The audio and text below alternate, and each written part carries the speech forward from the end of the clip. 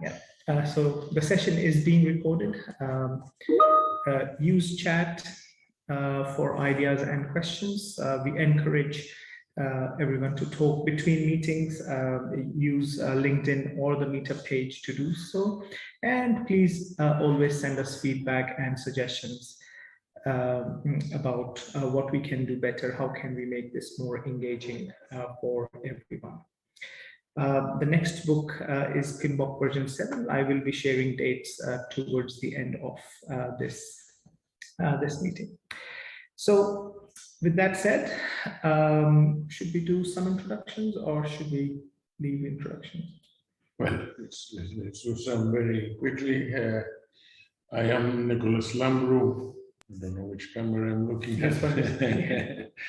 And I am from the University of Westminster, and today actually we are in the University of Westminster, hence we are sitting next to each other. The teaching has started here face to face, which makes a very big difference. We do have a variety of classrooms here. Some are amphitheaters where we are at the front of the classroom, and some others breakout rooms and things like that are more amenable to training from the back of the room. But the traditional lecture persists, and I think we will be discussing that. And is it death from PowerPoint, death of the traditional lecture? These are all almost titles that Sharon Bowman, or Bowperson, has written about. So I look forward to, and I'm thankful for JP to come and talk with us.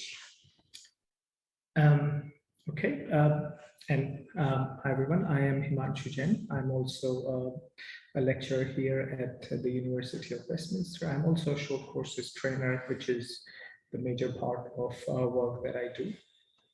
And we started this PM Book Club almost a year ago, actually more than a year ago now.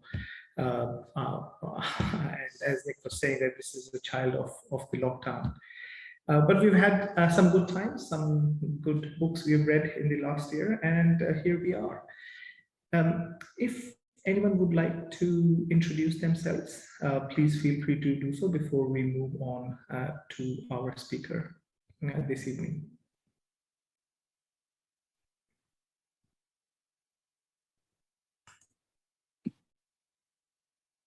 Hello, I think I am live, yes. I'm sure my camera is showing. Yeah? Yeah. Yes. Okay. I cannot see, it's just from my end. But anyways, I'll continue. Okay, so good afternoon, everyone. Now I can see. Lovely. Okay, so my name is Marco Cubero. I am a lecturer at the Brunel University, London, in the area of entrepreneurship, strategy, project management. Previous to that, I was doing my PhD at the University of Westminster, and follow me the masters over there as well in project management. Nicholas was one of my favorite module leaders over there. So, one of. If not all of you, of course, if not all of you. And yes, aside from that, I used to be handling multiple projects before that. Thank you. Anyone else would like to introduce themselves? Okay, well, then over to you, JP. Why don't you start by introducing yourself? Okay, so my name's John Paul Bayley. Most people call me JP, especially in the UK, because we're not great with foreign names, typically. So I'm a train from the back of the room certified trainer, but I'm also the certifier for Europe, which is, I guess, why I'm here. So I actually certify other people to training from the back of the room.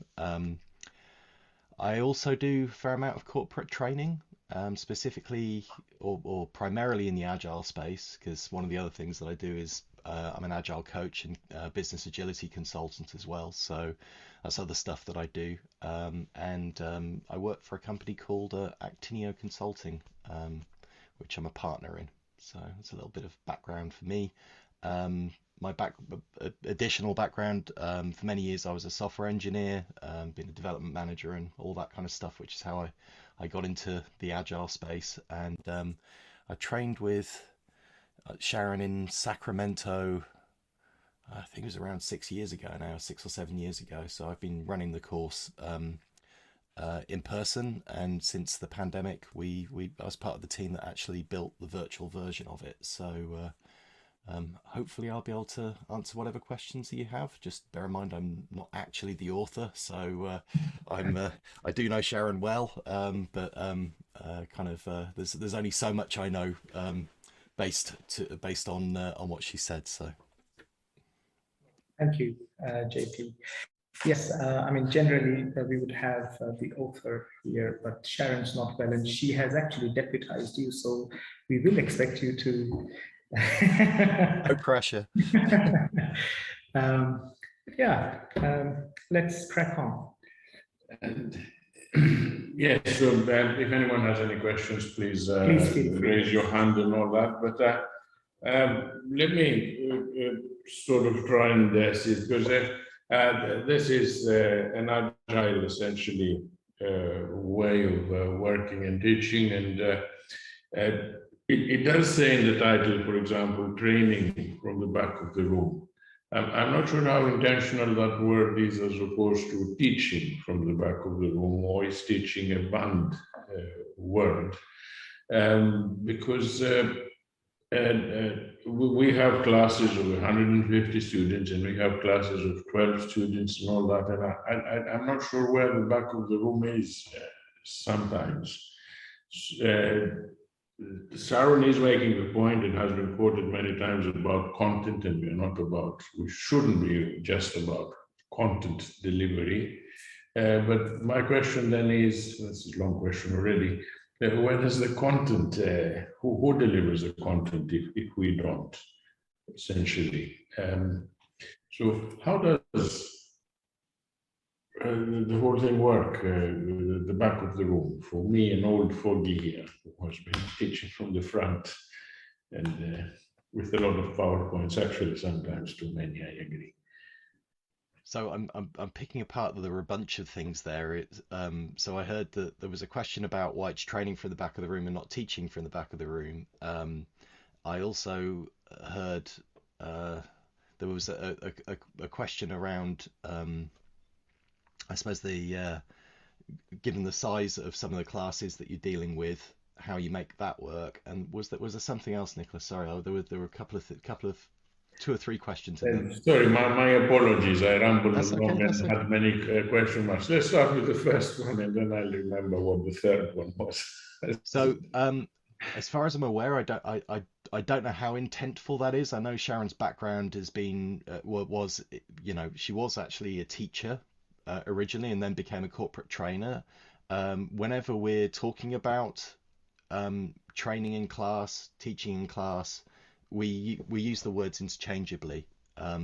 So I think it's just, it could have been either. It's just the word that got selected. As far as I'm aware, I do know that there are. I have colleagues in the US who work in universities who are teaching training from the back of the room to lecturers and people who work in schools and all sorts. So I don't think there is anything intentful in that kind of precludes other spaces. What was the other part of that, Nicholas? So there was kind of how does someone who's used to kind of working in this sort of lecture space get into the back of the room, and who's providing the content? Essentially, yes. There are so many things here, and I am picking up a lot of tips, but I'm trying to play devil's advocate.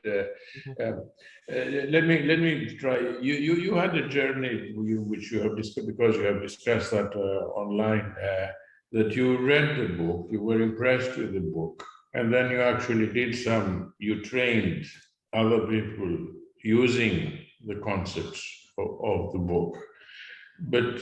And then you met Sharon, who trained you, and you actually saw many mistakes that you had done. Yes. Because you had only read the book. So this journey itself, where you're actually learning, and then you get it from the master's voice, for example, is quite intriguing. So for someone like me who's only read the book, can you take us through some of the mistakes that maybe you went through? That is, why is the reading in isolation not good enough to learn how to be a trainer? So I think, I mean, I can only talk from my own journey on this, but there were two or three things that I missed. One, it's the instructional design, and that's the value that you as a person of expertise in the field can bring to your students, your attendees, your participants, however you want to refer to them. Or I'll just use the word students for the moment. So one of the things that I have observed people doing is people fixate on the techniques rather than the instructional design. And also sometimes people miss the importance of some of the steps. So specifically, if we're talking about the 4 C's, the mistake that I made, and I've written about this as well, was I used as a connection something which was not a very safe thing for people to be doing in a private training. Specifically, people were going to be doing introductions, and they were going to stand up in front of a group of their colleagues and talk about themselves and then go and sit down again. And I observed somebody who absolutely, well, was terrified by the experience, frankly. And there was probably a good, I mean, I can't remember what I wrote, but I mean, it was at least 20 minutes, 30 minutes before that person's adrenaline had died down to the point where they could actually do any learning. So I completely misunderstood the purpose of the connection activity just from reading the book. And I could have done something a lot safer, like just getting people in pairs to sort of have a little bit of a informal discussion about the topic, introduce themselves to each other, and just sort of leave it at that, and just, you know, understand that people will get to know each other over the duration of the course. So that's an example of it. You know, another thing that I have seen, you know, I've seen people saying, oh yeah, I've read Training from the Back of the Room, and I use Training from the Back of the Room in my training, and oftentimes it's that they have picked up a handful of the techniques. So they might do a pair share, but they haven't used the 4 C's to design what they're actually doing. And it's the techniques plus this instructional design model, which is based in accelerated learning, and you know, many people will have seen it in other different formats, but it's those two things together that are the important thing. It's not the techniques on their own. Indeed, and that is the feeling I am getting, and from your public answers elsewhere, that essentially someone like myself, who I'm today, I do teach instinctively. I don't have a particular plan, but there is a plan in my mind. I can see the 4 C's every now and then, but not concretely, not consciously. They are there. And I walk into a class, but I really don't know what is going to happen in the class itself, even if I am in the front of the class, because there is participation and and all that. But I'm getting a feeling from the book and from yourself, and I thank you for that I will never become a good trainer from the back of the room unless I go and see a trainer from the back of the room almost training me. Is it something that cannot be grasped in isolation? I mean, I don't necessarily think that is the case. It's just that there are so many presumptions we have of what good tuition looks like based upon our own experiences of it. And you know, I can only speak again for my own experience of being through the UK education system, but it's, you know, masterful expert standing at the front of the room talking about a subject for some time, and every so often you get to maybe ask a question or two, but it's only one or two people in there. You might put your hand up and ask a question. Yeah, I mean that kind of that's pretty much it from earliest memory through to postgraduate days. That was kind of what it was, and the most memorable experiences were for me when it wasn't like that. So the time where I had best recall, best knowledge retention, best understanding was where it wasn't like that, where there were conversations with groups of people where you got to dive in and have these investigations or explorations of the knowledge and bring your own knowledge to bear with it and join it all up and so on. And I think that's the thing, is breaking through that block, because even though we've known for quite a long time that this is not a great way to learn, we're still doing it. We're still doing this kind of industrial education thing, which is, everybody rocks up in a cohort at a specific age, I don't know, age 6 or whatever it is, age 5. And they're all pumped through exactly the same education all the way through until they get some choices in their early teens. And then that's it. Like, all right, it kind of changes a little bit when we get to university or whatever. And but there is this process that we feel where, that is kind of fulfilled, and we therefore have an expectation that that's the way that you learn. And there's a lot of research and science to indicate that that isn't the best way to learn, and that getting people to take ownership of their own learning experience is a vast improvement on that. I'm not sure whether I answered your question, Nicholas, but indeed, and the point is, and this is where it is a matter of semantics, because you talk about a vast improvement, or so the word I will latch on the word improvement. That means there is value to the other way, but it is not good enough. It could have been much better.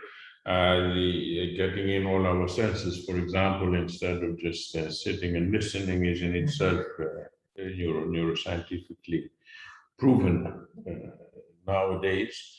But you also say that we have to bring our own knowledge. You brought your own knowledge into the group and you discussed with the others and all that.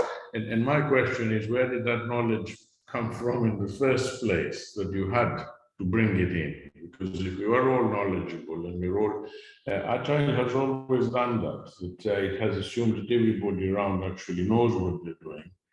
And therefore, it is a good way to team up and increase our abilities, our knowledge.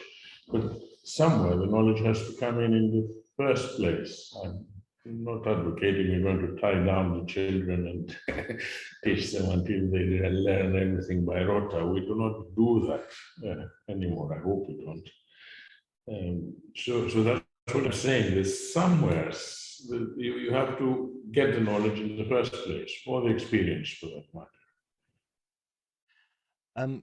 So when we talk about a connection activity and people bringing the knowledge, that people will have a life experience somewhere along the line that resonates with whatever the topic is. And often what we'll end up doing as well with a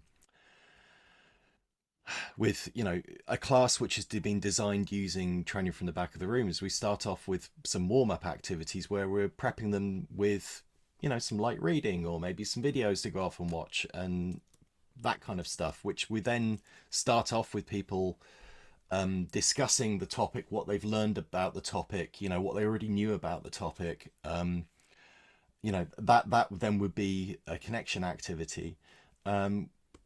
If we're then talking about introducing new knowledge, then we're moving into our C2, our concept. And typically we might be introducing new knowledge. You might do it through some form of interactive lecture, but you might do it through, I don't know, like a card game or something along those lines, something where, yes, you have given your knowledge, but you've not necessarily delivered it by standing at the front of an auditorium for 45 minutes or an hour and talked absolutely non-stop, only taking the odd question now and then, and not allowed people the opportunity to maybe sit and discuss or take it on board themselves and question more deeply. So those are I suppose those are the kind of two stark differences for how Sharon's approach to delivering content would be versus a more traditional, sage on the stage, as she refers to it, approach. Is this kind of guide on the side thing is what she wants people to move towards. And likewise, with the standing at the front lecturing approach, you've got no way of knowing that it's actually hitting home, that it's going in, right? So you've told people about something, but you don't know what they've understood. It's impossible to know what they've understood unless you have some form of interaction with them. And one of the worst questions that any trainer could ever possibly ask is, does everybody understand? Because if they don't understand, how can they possibly know that they don't understand? And yet we do it all the time. It's just kind of, do you understand? Oh yeah, I understand. So, there's that's also thrown into the mix as well. Is how do you get the feedback that that people have got what you're hoping they're trying to get from things, and then how do you make sure that they are able to retain that stuff? How can you get it so that the retention's high, that they've engaged with it? These are all challenges that we have. There's loads and loads of research out there that gives us ideas for that. Things like spaced practice and, repetition and all those different things. But there are also a lot of people who are in that sage on the stage role who, for whatever reason, they either are unable to get beyond that, or they are unaware of it, that there are other ways of doing this stuff. So in summary, the value that we as educators bring is the instructional design and the content that we put into that. That's the value that we bring. And then the and part of the value that we bring is ensuring that when people have gone through the process of digesting it and demonstrated back to us somehow that they've either got it or they haven't got it, either encouraging or positively kind of readjusting the course so that people are on the right track. Indeed. So for me, it's all about the construction of what you're delivering. Indeed. I won't take you into mass education, how to really do that in a big class, but we do have some lecturers, I think, in the room. Would anyone wish to ask a question? Any questions from Because I'm playing devil's advocate here and I feel uneasy just by doing that. Is there a question there? I think there is a question here, or at least an observation. Oh, wow. I think it's Yeah, so tomorrow I'm delivering training, 75 minutes, half the group, 5 are online, the other half or more will see a recording. Is there a space for training from the back of the room in such a place, or is lecture a reasonable choice? So that's an interesting one. It depends. For me, it depends on the intent of what the training is doing. We talk a lot about learning outcomes, and actually there's a whole section in the book about learning outcomes, starting with the end in mind, and so on. And that's really, really important. And if the intent is anything beyond to be informed of something, then I think there is space for training from the back of the room in there. I think doing it, altering what you've got planned between now and tomorrow for 75 minutes is a bit of an ask, but there is definitely the option of doing various different things in there. One thing, for example, you know, we're talking about things like graphic organizers, concept maps, all those kinds of things. You could integrate one which people would be filling in with the online lecture, which people who then watch it offline afterwards could also use. You know, there are things that you could do around, you know, getting people to do follow-ups by email. I don't have enough context to know whether it's a public training or a private training, or, you know, whether people are working with each other, how the thing will work. But there are definitely options of integrating that stuff. The only thing that I would say is that you'd have to be mindful of what your audience is in that case. For example, doing a load of stuffing with breakout rooms with the 5 people who are online might be a little bit dull for the people who are then offline. I have to say the setup that you've been presented with is challenging, just from any form of kind of getting an interactive and engaging outcome, because you're having to deal with 2 different kinds of audiences completely. Does that help at all, Radovan? Cool. Thank you. Any more questions from the room?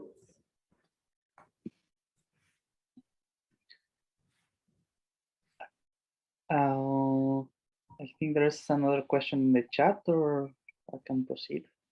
Maybe. So Karen's asked, lecture is a last resort is a quote I recall from something I read in education 20 years ago, but still dominant in HE. Focus should be on what the learner does. I think that's the essence of training from the back of the room. So I agree, Karen. It is about putting the learner absolutely front and center of the training. And I think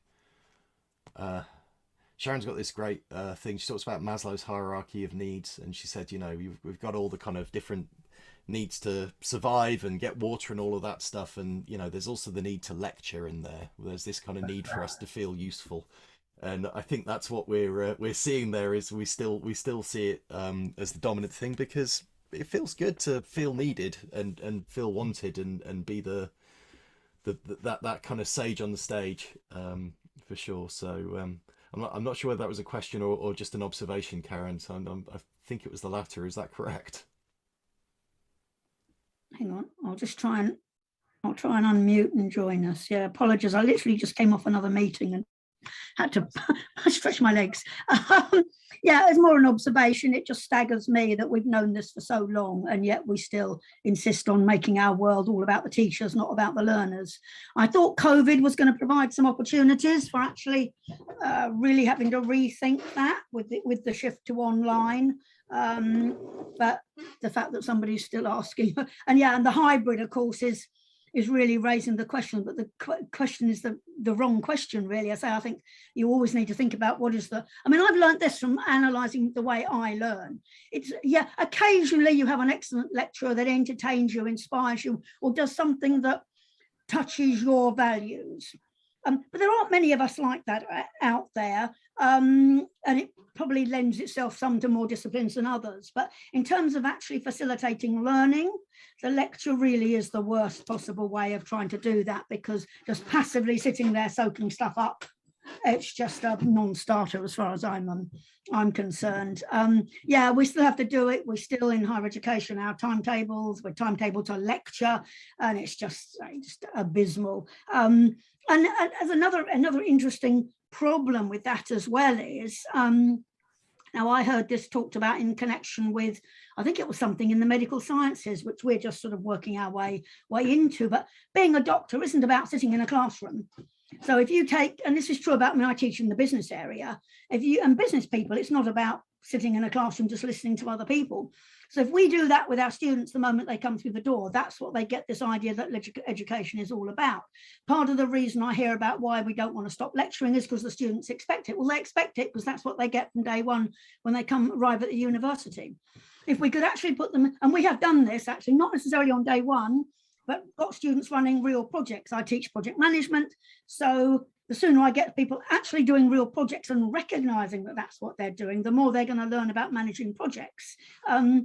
So I just think we've got to get a much closer correlation between how we facilitate learning and just sort of perpetuating what we've always done. It's just crazy.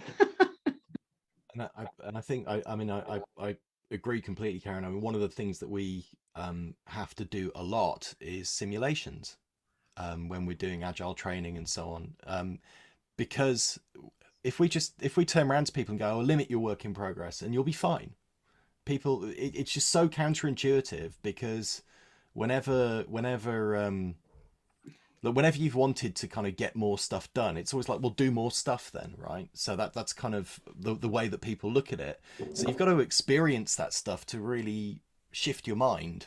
And that, it's going to be the same with a lot of things where you need to be hands-on. You need to experience it, either get out in the real world, whatever that is, and do it, or actually perform some simulations and learn from that. And it's still staggering, but then there is also this aspect of the scalability of the lecture.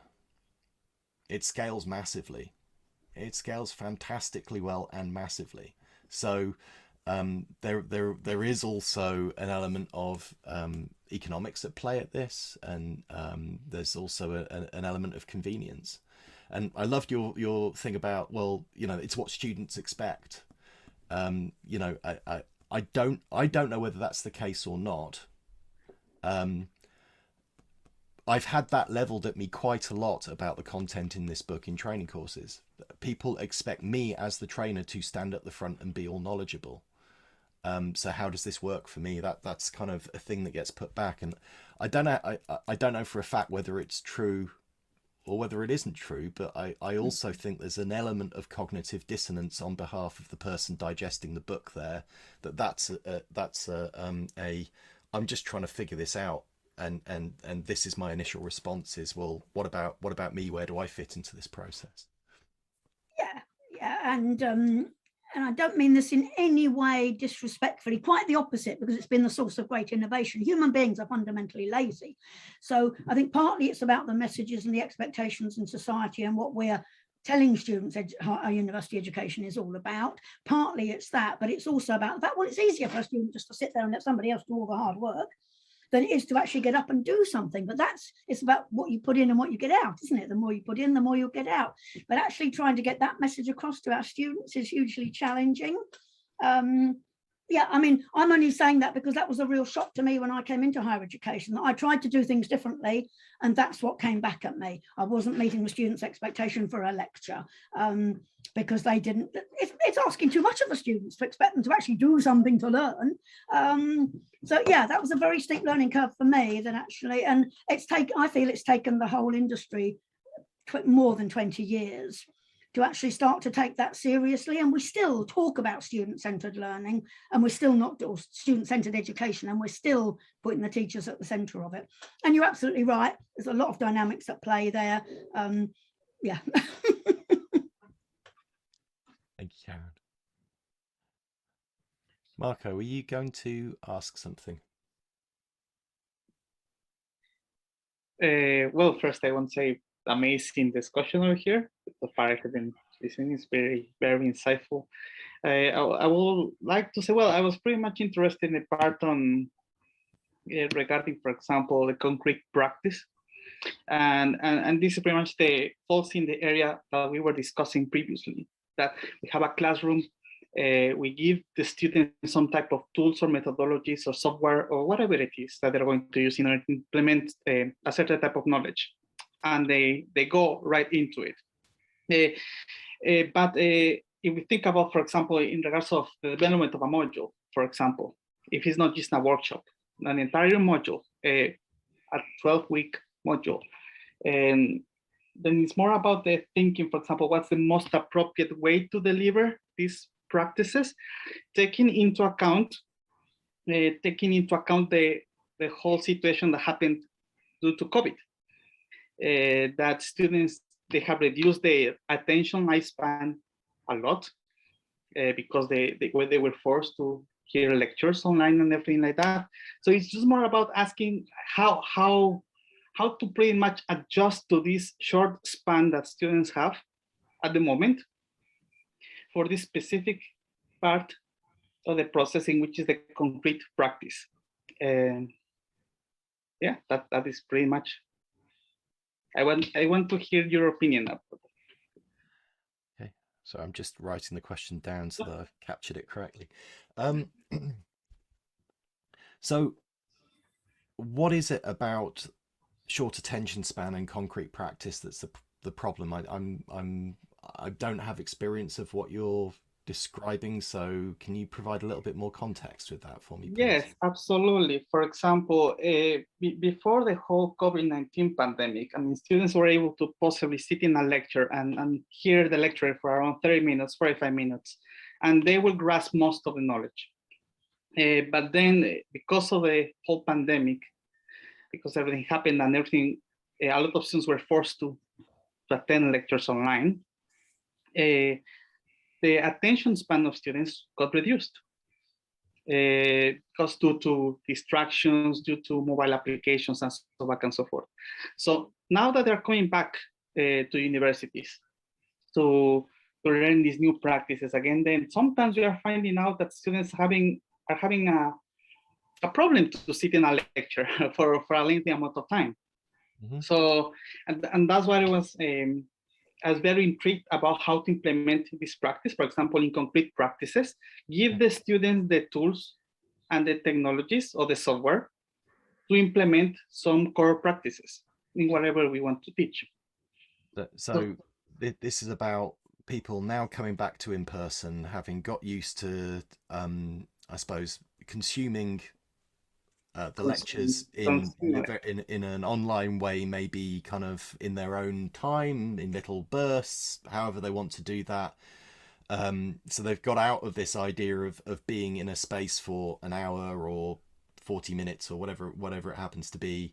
And how can you use this to re-engage them, given that, you know, just hitting them with a whole chunk of information in one go is just not going to work so well, because of the thing being is, I think, so that there's two observations here. I think people always had those short attention spans. It's just that they were maybe more tolerant of it. Mm-hmm. And I don't know whether they were learning from being in a lecture that lasted a really long period of time. I just think they were more tolerant of it because it was the done thing. And what COVID might well have done is just broken that. And that's not necessarily a bad thing, actually. It just means that people are probably more aware of what works better for them. That would be my hypothesis. And what you can do with using, you can use this to your advantage, because, you know, you're actually getting them to engage and think every step of the way through it. So rather than them being in a situation where they can go off and let their mind wander and you know, they get kind of a little bit restless in their seat and so on, you can get them doing things. So and you know, depending on what your audience is and what the format is, I appreciate if you're in an auditorium, your options for doing certain things might be limited, but you know, I've used the nearest thing I can think of to my experience of that is doing conference talks. Mm-hmm. Where, you know, you've got everybody in this kind of, you've just got a wall of bodies all lined up before you, and you know, the opportunities for getting people running around the room are very limited because, you know, you've got a whole load of people sitting in front of you. That being said, you know, there's nothing to say you can't say, okay, well turn to the person sitting next to you and discuss, or now take a moment to you know, to write down the most important part of what you just picked up from this, or how is this different from what you know, and just getting them to actually engage with that, but calling it out rather than assuming that they're doing that on the fly, and putting that in bursts all the way along. So there's a whole load of ideas around active review within training, within the training from the back of the room part of it. If you're going to the the training from the back of the room book, if you're going to think about concrete practice specifically, well, if you've got a learning outcome, which is, so what was it you specifically specialize in, Marco, as far as stuff that you teach? Well, I'm in the area of entrepreneurship strategy. Okay. Project management. This is actually curious because I just started my post. I'm actually going to start designing modules myself, but well, let's just imagine you wanted to kind of get you were doing a module which is something to do with lean startup. Yes, I could. Let's just pick out something like that. Exactly. Right? Well, I could be very specific. For instance, let's say that during a particular lecture, students are going to come to learn how to start coding. They're going to develop a mobile application. I give them the software, I give them the basic type of coding, and they all come to the lecture, right? So what comes, well, my understanding when I see the concrete practice approach, if we think in these birds, it's pretty much I give them the software, just a brief intro on how it works, and then we give them a certain amount of time, 10, 20, or 30 minutes to develop the mobile application in small bursts and then do a review. So I think that is, I mean, based on what I understood, that's how I will approach it. And there is a better way, of course, I would like to. So that might be one way of doing it. Yes, absolutely. It depends on whether you're sitting in a computer lab doing that and you've got all that stuff available to them, or whether they've got laptops available to them with the software. I mean, there's a whole load of potential unknowns there. But let's just imagine you were just in a lecture theatre doing that. Then you could after you've delivered your information, get people to stand and well, turn to each other or form small groups and explain back to each other what it is that they've just learned, which you can then listen into and hear whether they're on the right track or not. It depends, obviously your numbers, if you've got like 100 people in a lecture theatre, that then might prove more challenging. You might need to have assistants going around who know what they're doing, who can support that. There's lots and lots of things that concrete practice can be. Getting the learners to actually teach back to each other what they've just learned. So you can actually hear it. You could get one group, I don't know, if you were doing programming, for example, you might get one group to talk about the consumption of APIs and another group to talk about how they're going to do security and whatever it happens to be. There's lots and lots of different ways that you could do this stuff. So really it's limited by your imagination, but also by the conditions in which you find yourself. You know your audience and you know the environment that you're in. So what can you do with that to and you know your learning outcome. So with those three things, what can you do to get them to demonstrate that what you've explained to them, what you've delivered to them has stuck and has worked? And if it hasn't, what are you going to do about it? Absolutely. And also in addition to that, we have to take into account the numbers as well. If we are leading with a lecture of 350 students, or if it's just a classroom of 25 of them, and if it's hybrid, that is another level of it. So but again, it is fairly interesting. So yes, I was just thinking about a couple of clear examples. I think this is a very interesting one. Indeed. I mean, the main thing about the book, as I understand it, is the stickiness of the knowledge. That is the thing.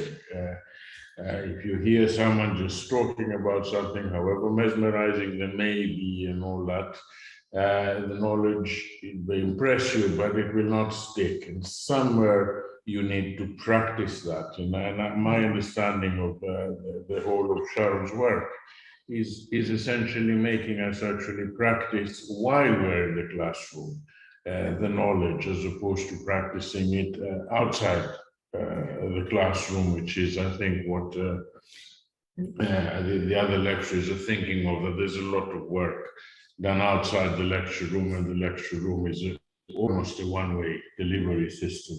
I haven't met many lecturers anymore who are just one way, actually, but it is good to banish them out of education as much as possible.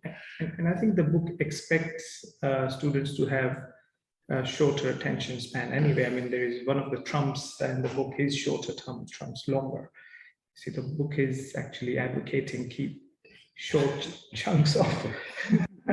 I actually find this a bit difficult to accept, and I am thankful to the James Bond film that I haven't yet seen, which is 2 hours, 40 minutes. So I think the art world does expect us to have a bigger attention span.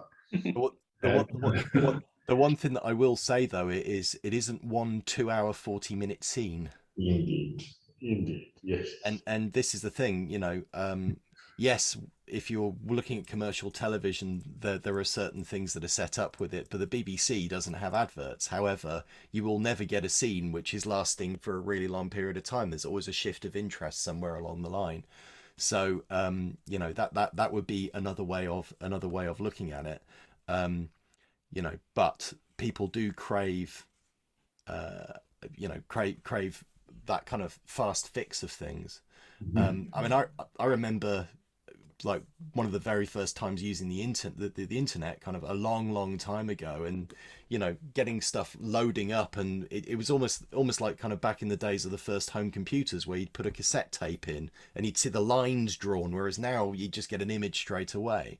And people have got so used to this fast kind of feedback, this fast fix of things, that you know, that they crave lots and lots of variation and change and so on, and we can use that to our benefit. So yeah, it's I don't know whether I don't know what the cause and effect of all these different things are, but we just seem to be getting a shorter and shorter attention span.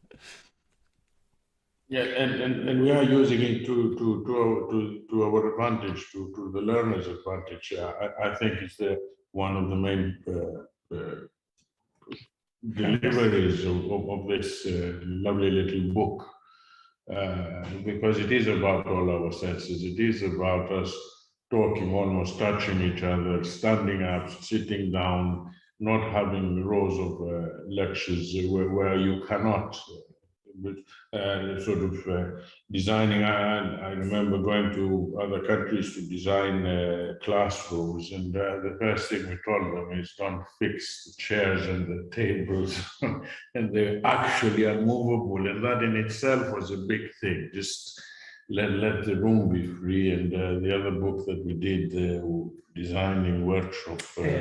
Design thinking playbook. Design thinking playbook, and how big organizations, successful organizations work is precisely this agile, lean environment where you actually make up the environment as you go along. And hence your use of Legos also and all this. That is, you never know what will appear and what will incite. And then that repetition and also as lecturers, the other thing I liked is that as lecturers, we all know that we thought we were very good at teaching whatever we were, even from the front of the book, of the classroom, until we actually had to teach it ourselves. And then we realized that actually we did not know as much as our A+ had suggested we knew. So this idea of turning to the person to your right, and which you have repeated quite a few times today, I think is a good idea, in the sense that we are forcing the brain actually to move around the idea and bring it out. And sort of this, and I say many times to my students, for example, you haven't understood it until you've tried to explain it. It's sort of, I know, and you are forcing that out from everybody in a non-threatening, if you wish, environment that is two candidates, two delegates among themselves are talking. So all these are take-ons. There's no doubt about that. Yeah, I mean, I think one other thing to consider, you know, having variation in what you do as well. You know, in the same way as you wouldn't stand at the front of a lecture theatre and start delivering a lecture in monotone. You know, that's a surefire way of putting people to sleep.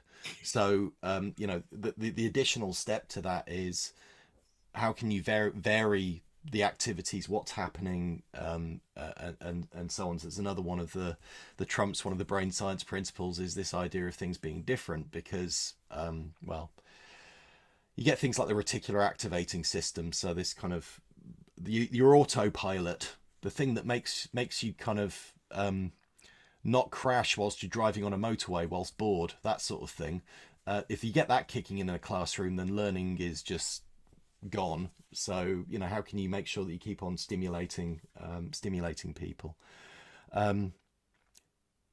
But another really, really important thing for me is the use of use of a 4Cs map. So mapping this stuff out and sitting with a colleague and being able to talk them through what your plans are.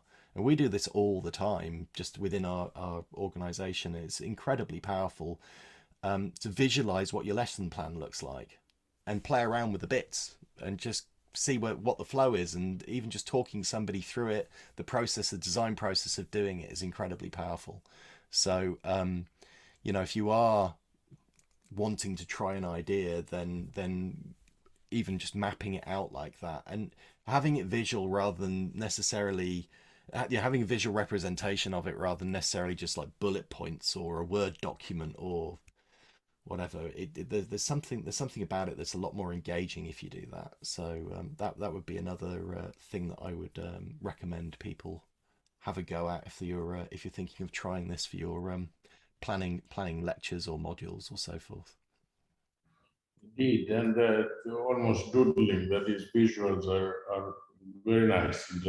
Penny Pullen had a nice one because it sort of, she draws little people, and instead of being stick men, she just makes the body round, and it just makes it a big difference. And then you can get your visual in, and if you have a visual instead of just the ear sort of it makes a huge difference, and hence the stimulations and all these things that you're advocating, which are beautiful actually. I am still reluctant in the sense that I do believe that we also learn in isolation. There is a particular sentence from Dave Mayer, where it says collaboration increases learning. I totally agree with that, but then the opposite I don't agree with. Isolation and competition decrease it. That is a statement where I still have some difficulties. I think isolation is sometimes good for learning, depends on what you're trying to study, but it's the competition bit that I would love you to explain. Why is competition in itself a bad thing? So competition, well, as far as I understand it, and that there's been a lot of research into gamification in education. I used to work for a company which did education actually when I was a software engineer, and remember having to look at it at the time. And for me, I suppose the problem with it is, especially if you're unsure or you're you know, maybe not feeling like you're particularly confident about something. Competition can be great if you're the person that's winning, but if you're not the person that's winning, then you know that might actually diminish your learning, because you're like, well, you'll start to kind of have all those questions like, well, why is that person doing so much better than I am? What is it about me that means that I'm not getting this? Why is that person finding it so easy? The other thing that I remember from some of the research around gamification is people start to focus on the prize rather than the learning. And you know, like I've actually had this experience myself where I've gone into an educational simulation as a participant and wanted to win the simulation, and actually the only way you can win the simulation is by learning, but that doesn't stop you having that competitive mentality of, well, you know, I want to win. This is what we do when we're in competition. So those would be 2 or 3 ideas I'd have around why competition itself might be problematic for learning. But whereas if you've got this collaborative interdependence, which Sharon talks about, where, you know, maybe people are playing against the game rather than against each other, or you know, then you can build this sort of this collaboration to do better, without people kind of feeling that somehow their learning's diminished by somebody else outperforming them, you know, in inverted commas. So yeah, I mean, I guess, you know, I don't know if you've ever been kind of at like a conference or something where you've had to speak, and the person who's gone on before you has just been this, you know, absolutely astonishing speaker who has just wowed the audience, and you've kind of gone on and gone, okay, I've got to follow that. You know, how did you feel when that happened? I mean, it's not a great place to be in if you've seen somebody who is just like, you know, TED Talk quality speaker gone before you, and you're thinking, well, I've got to somehow catch up with that.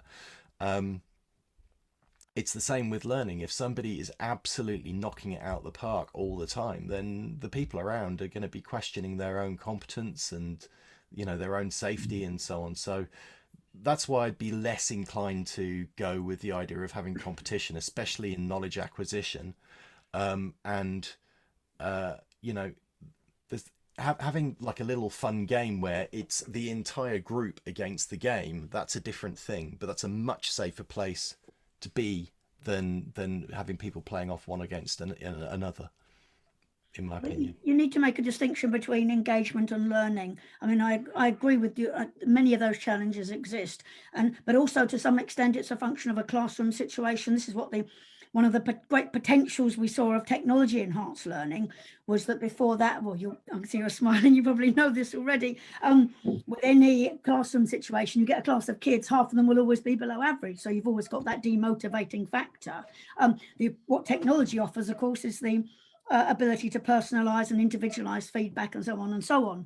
But I think competition can be great for increasing engagement, but I agree absolutely. You have to be very careful in terms of the overlap. It won't by itself cause any learning to take place. It does encourage engagement up to a point, but you have to manage and look at your whole, I mean, this gets into the whole way we design assessments and the way we design feedback. Anyway, yeah, I could talk for hours on the subject, but I won't. Sorry, Nick.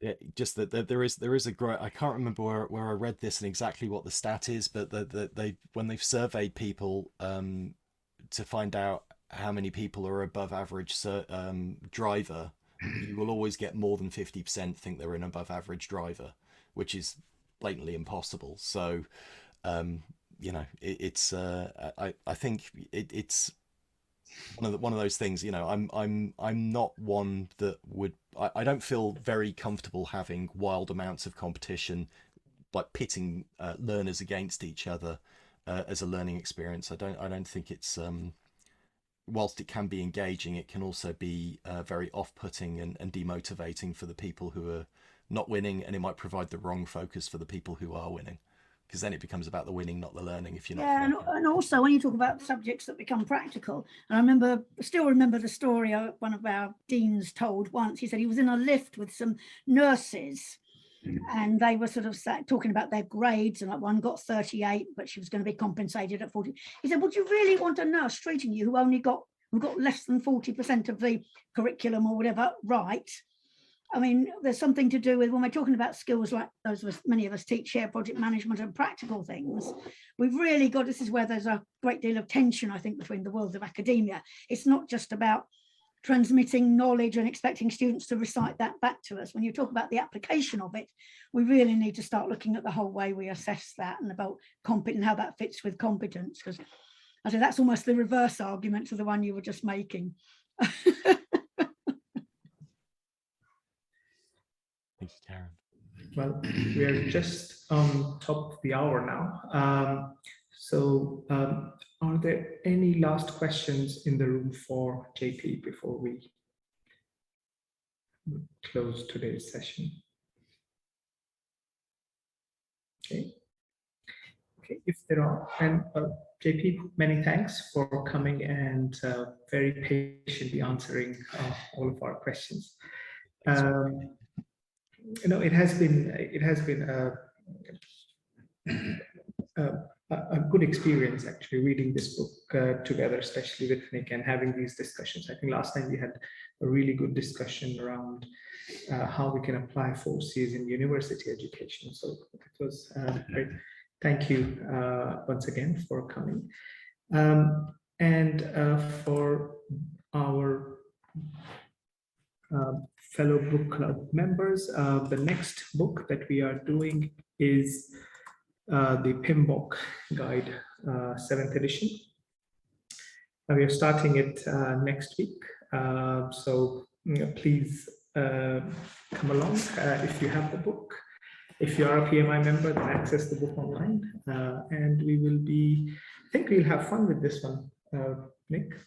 I think it is a different perspective, actually, that we've changed the way that they present project management, so it would be nice. We Yes. are, after all, the project management book club. Yes. So I hope we get many people. And then the problem for us as lecturers is precisely how to teach it Yeah. properly.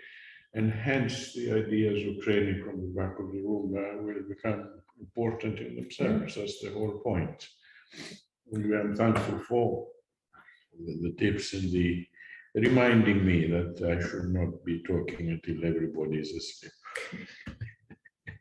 Well, with that thought, thank you everyone for joining us today. Thank you, JP. Thank you. Thank you.